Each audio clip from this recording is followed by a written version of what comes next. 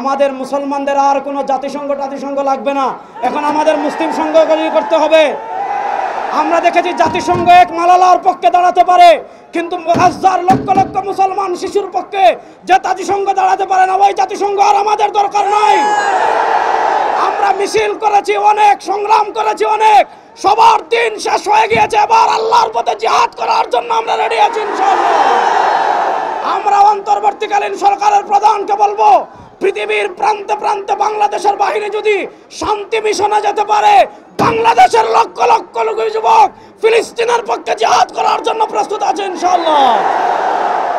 2 নম্বর, আমি যেই কথা বলবো, আমরা মানচিত্রের বিভাজনের কারণে ফিলিস্তিনে এখন যেতে পারছি না, কিন্তু এখন আমাদের সবচেয়ে বড় যে মিশন, ইসরায়েলি পণ্য লাল বাতি জ্বালিয়ে জয় বাংলা করার জন্য প্রস্তুত আছেন?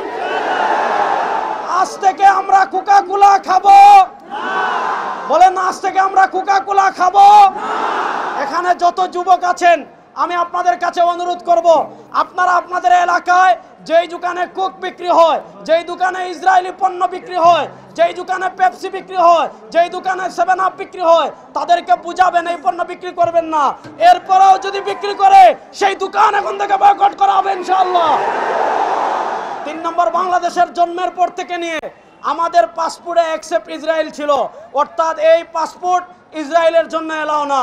কিন্তু আমরা দেখেছি গত ফেসিবাদী ভারতের পা চাটা গোলামরা ইসরায়েলের দালালি করে আমাদের পাসপোর্ট থেকে সেই শব্দ তুলে দিয়েছিল।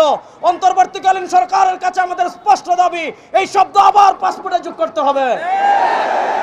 4 নম্বর, আমাদের নেতা পীর সাহেব চরমোনাই ঘোষণা করেছেন, আপনারা দেখেছেন গতকাল তিনি আমাদেরকে আহ্বান করেছেন, ফিলিস্তিনের পক্ষে যে কোনো আন্দোলনে, যে কোনো সংগ্রামে আমাদের নেতা যদি ডাক দেন, প্রয়োজনে ফিলিস্তিনে যাওয়ার জন্য যুবকরা প্রস্তুত আছে।